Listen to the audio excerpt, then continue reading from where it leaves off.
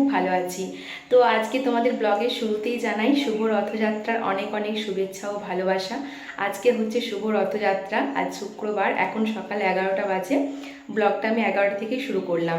আজকে কিন্তু অনেক সকাল সকাল ঘুম থেকে ওঠা হয়েছে, আর সকাল থেকে অনেকটা কাজ গুছিয়ে নিয়েছি, তারপর কিন্তু ব্লগটা শুরু করলাম। রান্না বান্না আমার প্রায় বলতে গেলে অর্ধেক হয়ে গেছে, আর বাকি অর্ধেক বাকি আছে। তো ভেবেছিলাম পুরো রান্নাটা করার পরেই আজকে স্নান করব, কিন্তু তারপর দেখলাম যে পুরো রান্নাটা করে যদি আমি স্নান করতে যাই তাহলে কিন্তু চুলটা শোকাবে না। শ্যাম্পু করব, আর আজকে একটু খাওয়া দাওয়া করে তাড়াতাড়ির মধ্যে বেরিয়ে যাওয়ার আর কি প্ল্যান আছে বাড়িতে। তো সেজন্যই কিন্তু আমি মানে ভাতটা বসিয়ে এসেছি। ভাতটা বসিয়ে দিলে কিন্তু দেখার দরকার হয় না, ভাত অটোমেটিক হয়ে যায়। তবুও যেহেতু বাবা আজকে বাড়িতে আছে, বাবাকে বললাম যে তুমি ভাতটা আর কি দেখবে। আর আকাশ বলেছে আজকে পটল আর কুমড়ো দিয়ে সবজি করতে, তো ওর কথা মতো আর কি সবজিটাও করা হয়ে গেছে। সকালবেলাও আর কি পাঁঠার মাংস এনেছে, সেটাকে আর কি মশলা দিয়ে দই দিয়ে সমস্ত কিছু রেডি করে আমি ম্যারিনেট করে এসেছি। গিয়ে শুধু আর কি মাংসটা আমি বসাবো। আর আকাশ গিয়েছে আর কি, আজকেও বাজারে বেরিয়েছে, ও স্যালুন গিয়েছে আর কি দাড়ি কাটবে। আর তার সাথে তো কালকে মিষ্টির অর্ডার দিয়ে এসেছিলো, আজকে মিষ্টিটা নিয়ে আসবে। তো এই হচ্ছে সকালের আপডেট। চলো, খাওয়া দাওয়া সবার সমস্ত কিছু কমপ্লিট। এখন গিয়ে আমি রান্নাঘরে আর কি মাংসটা রান্না করব। আর দেখতে পাচ্ছ কান টান ফাঁকা, কালকে রাতেই কানের টানে খুলে রেখেছি, আর যেহেতু অন্য কানের পরে বাড়িতে যাব। আর এই দেখো সোনা শাঁখা পলাগুলো পরেছি, কারণ কি আমার হাত প্রচণ্ড শক্ত। ঘুম থেকে উঠে আর কি শাঁখা পলাগুলো পরে নিয়েছি, কারণ আগেকার দিনে মা বড় মাদের কথা অনুযায়ী সকালবেলা নাকি হাতটা নরম থাকে, তো সেই জন্য আর কি পরা হয়েছে।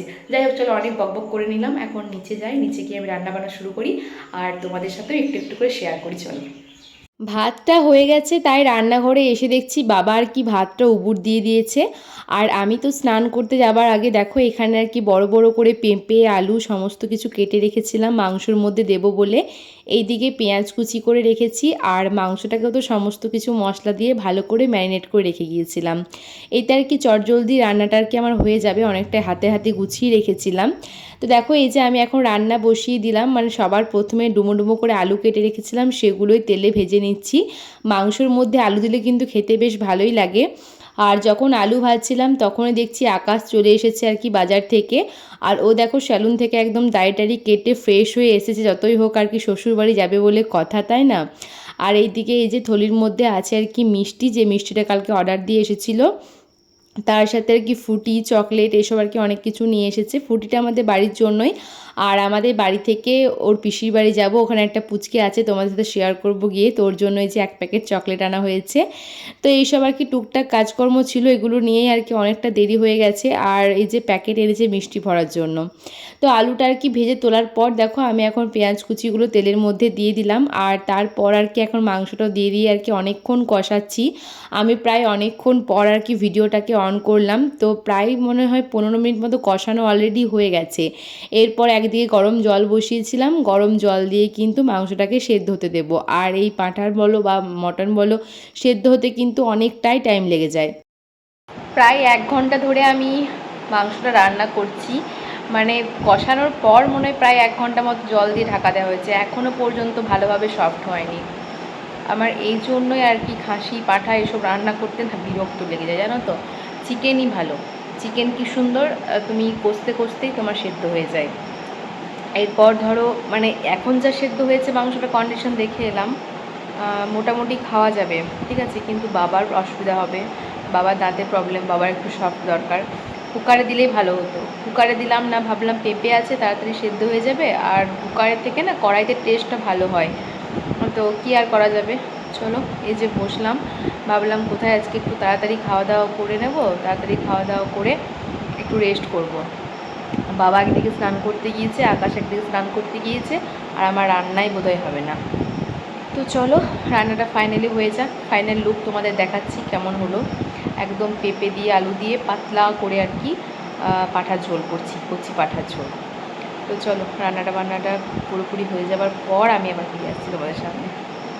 এই যে অবশেষে মাংস এখন আর কি পুরোপুরি সেদ্ধ হয়ে গেছে, সবার শেষে আমি এখন একটু গরম মশলা দিয়ে দিলাম। আর গরম মশলাটা দিয়ে আর কি 2 থেকে 3 মিনিট মতো আমি ঢেকে রেখেছিলাম। তারপরে এই যে এখন আর কি খাবার বাড়বো, যেহেতু অলরেডি আর কি প্রায় 2টো মতো বাজতে যায়, তো দেখো এই যে হচ্ছে আর কি পাঁঠার ঝোলের ফাইনাল লুক। আর তার আগে তো আমি সবজি বানিয়ে রেখেছিলাম কুমড়ো দিয়ে পটল দিয়ে, এটা হচ্ছে সবজি। তো আজকে কিন্তু আর আমি কিচ্ছু রান্না করিনি, এই দুটো পদই করেছিলাম, তার সাথে আমের আচার আছে। আর রান্নাটা করার পর আজকে আমি অন্য পাত্রে ঢালিনি, একেবারে দেখো বাটির মধ্যে আর কি বেড়ে নিয়েছি 3 জনের। আর এটা বাবার জন্য রাখলাম, বাবা রাত্রেবেলা আর কি খাবে। তো চলো খাওয়া দাওয়া করে তারপর আবার দেখা করছি তোমাদের সাথে। এখন বাজে ঘড়িতে 2:22। এইমাত্র খাওয়া দাওয়া করে সমস্ত কিছু ধোয়া মোছা করে আর কি করে এলাম, রেডি হব। তার আগে এই যে আমার নখের অবস্থা খুব খারাপ, এই নেল পালিশটা অনেক দিন থেকে পরছি। চলো একটু নেল পালিশটা তুলে নেল পালিশ করে নিই, তারপরে রেডি হব। আর তোমরা আগের ব্লগে দেখেছো যে আমাকে আকাশ ইয়েলো কালারের ওই শাড়িটা বার করে দিয়েছে পরার জন্য, কিন্তু মনে হচ্ছে শাড়িটা পরা হবে না, বুঝলে? কারণ কি একবার করে এমন বৃষ্টি চলে আসছে, আর একবার করে বৃষ্টি আসার কারণে নিশ্চয়ই রাস্তাতে জল জমে থাকবে, তাহলে জল কাদায় শাড়িটা নষ্ট হয়ে যাবে, বাইকে করে যেহেতু যাব। তো সেজন্য আর কি ভাবছি অন্য কিছুই করবো, বুঝলে? আর যেহেতু এখন তো 2:20 বেজেই গেল, পৌঁছাতে পৌঁছাতে মনে হয় 4টে। রথটা বেরোনো দেখতে পারবো কিনা জানি না, পেলেও আমি চুড়িদার বা অন্য কিছু পরে চলে যাব, আমি আর শাড়িটা পরছি না। ওকে বললাম ওটাই, যে দেখো শাড়িটা পরলে পরে অসুবিধা হবে। তো চলো দেখা যাক কি পরি। শাড়িটা পরছি না এটা মোট কথা, ঠিক আছে? পরতে ইচ্ছা করছে না। এবার ধরো নতুন শাড়ি তো, ওটা আমার, তারপর গায়ে হলুদের শাড়ি, মানে গায়ে হলুদ বলতে গায়ে হলুদের দিনকে ওই শাড়িটা পরে আমি আইবুড়ো ভাত খেয়েছিলাম লাস্ট, পায়েস খাওয়া যেটাকে বলে, পায়েস খেয়েছিলাম। তো সেই জন্য আর কি শাড়িটা একটু যত্ন করে রাখতেও হবে, এখন 1 বছর কাচা যাবে না। তো চলো নেল পলিশটা পরে নিই, তারপর আসছি। হাতেরগুলো তোলা হয়ে গেল, দেখো পায়েরগুলো তুলবো। চলো নেল পলিশটা পরে তারপর ফিরে আসছি। শাড়ি পরলাম, কিন্তু অন্য একটা শাড়ি পরলাম, এটা আর কি কাচলেও কোনো প্রবলেম নেই, আর ওই শাড়িটা আর কি কাচা যাবে না 1 বছর বললাম। আর এই যে দেখো নেল পলিশ পরা হয়ে গেছে, কিন্তু এখন আবার বলছে যে বৃষ্টি কন্টিনিউ পড়ছে, 4 চাকা গাড়ি করা হলো ভাড়া। এবার যখন 4 চাকা করে যাব তাহলে আমার ওই শাড়িটা পরে গেলেই ভালো হতো। তো পরে যখন নিয়েছি আর তো আমি ভুলছি না, চলো এটা পরেই চললাম। রথযাত্রায় স্পেশাল ফাইনাল লুক। এ বেবি ইধার আও, এই দেখো বাবারি, ইকে আজকে চকচক করছি রে, কচি কচি লাগছি রে বাবারি। সেলুনে কি করেছো গো, ক টাকা খরচা করেছো? শুধু দাড়ি কেটেছে 40 টাকা দিয়ে। এখন ঘড়িতে দুপুর 3:30 বাজে, আমরা কিন্তু সবাই রেডি হয়ে গেছি। আর আমাদের যে গাড়ি করা হয়েছিল গাড়িও কিন্তু চলে এসেছে। আর ওই যে আম আনারস এইসব যে পেটির মধ্যে আছে ওগুলো এখন বাবা আকাশ সবাই গাড়িতে তুলছে। তাছাড়াও আরও ব্যাগপত্র আছে, ওগুলো আর কি তুলবে। তো আমরা এক্ষুনি আর কি বেরিয়ে পড়বো। তো সমস্ত কি জিনিসপত্র তুলে দেখো আমরা এখন বাড়ি থেকে বেরিয়ে গেছি। আর যখন জাস্ট বাড়ি থেকে বেরোলাম, আর দেখো এখানে একটা রথ কি সুন্দর করেছে আর কি, বানিয়েছে হাতে, নৌকার উপরে রথ, বেশ নতুনত্ব লাগছিল। তো আমরা আর কি গাড়ি থেকেই দেখলাম আর তোমাদের সাথে একটু শেয়ার করলাম। তো এই যে এখন আমরা আর কি বাড়ি থেকে সবাই মিলেই বেরিয়ে গেছি, বাবাকেও নিয়ে যাচ্ছি, যেহেতু গাড়ি করে চললাম তাই বাবাকে বললাম তুমিও চলো, তুমি না হয় রিটার্ন আবার চলে আসবে তাও ভালো, মানে আমাদের গ্রামের তাহলে রথটা দেখতে পারবে। তো সবাই মিলে এখন বেরিয়ে পড়েছি, এই যে দেখো। আর তারপর আর রাস্তায় কোনো সেভাবে ভিডিও করা হয়নি, একেবারে দেখো আমাদের গ্রাম ঢুকে আমি আর কি ভিডিওটা স্টার্ট করেছিলাম। তো মানে নিজের গ্রাম দেখে একটা আলাদাই আর কি মনে শান্তি। শুধুমাত্র বাস স্ট্যান্ডটা ঢুকেছি, এখন আমাদের বাড়ি অনেকটাই দূর, তবুও যেন নিজের গ্রাম দেখে মনে হয় অনেক যুগ পর গ্রামটা দেখলাম, এরকম একটা ফিলিংস মনের মধ্যে কাজ করে। তো ফাইনালি আমরা দেখো বাড়িতে চলে এসেছি। আর বাড়িতে এসেও আমরা খুব একটা লেট করিনি, কারণ কি খুব মানে প্রায় 4:30 মতো বাজতে যাচ্ছিলো। জাস্ট সবাই মিলে 1 গ্লাস করে কোল্ড ড্রিঙ্কস খেয়েই কিন্তু আমরা বেরিয়ে গেছিলাম বলরাম দেবের রথ বেরোবে সেখানে দেখতে যাওয়ার জন্য। আর আমরা দেখো বৃষ্টির কারণে তো গাড়ি ভাড়া করে এলাম, আর এখানে এসে দেখছি 1 ফোঁটাও বৃষ্টি পড়েনি, একদম ফাটা রোদ দিচ্ছে দেখতেই পাচ্ছ। তো রোদে রোদে আমরা আর কি বেরিয়ে পড়েছিলাম। সবার প্রথমে জেঠুদের বাড়িতে গিয়েছিলাম, ওখানে বড় মা বড়দি সবাই মিলে এখন দেখো আমরা বলরাম মন্দিরে চললাম আর কি বলরাম দেবের রথ দেখতে। চলো আমরাও দেখি, সাথে তোমরাও দেখো, আশা করছি তোমাদের ভিডিওটা খুব ভালো লাগবে।